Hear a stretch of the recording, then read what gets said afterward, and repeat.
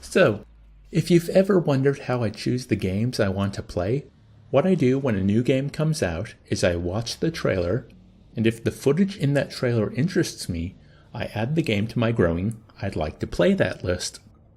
Over the years, my instincts have gotten really good at noticing games that either look new and interesting, are highly polished, or just speak to my gaming interests.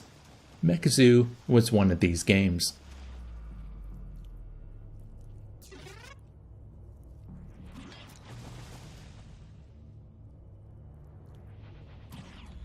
The trailer makes the game look like a puzzle platformer in which you control a number of different robotic animals which all have their unique method of control.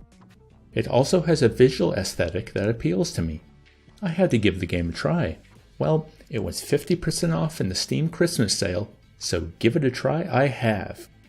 It goes to show that even though my instincts are usually spot on with what games I find interesting, they aren't perfect, because Mekazoo is not fun to play. And that all has to do with a lack of polish.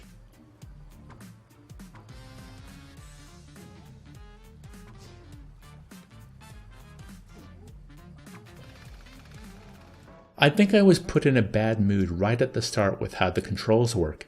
It asks you to press the A button to access the menu, but on my controller that ended up being the B button as the two were swapped. Okay, that's an easy mental fix. It doesn't matter too much either, because the A and B buttons are the same buttons as the triggers and the bumpers. You have a lot of ways to do the same thing, and with only two controls aside from movement, it's not too difficult to work out.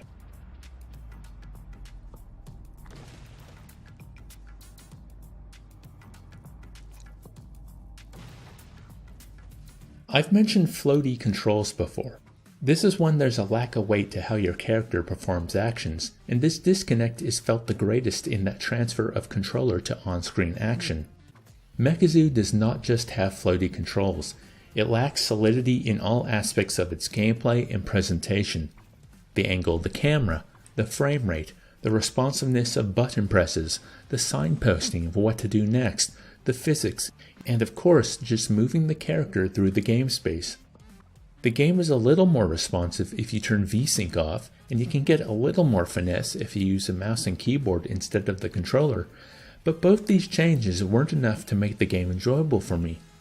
I could see a great platformer jumbled inside the mess that Mekazoo is, but I don't know if the game will ever be able to find it.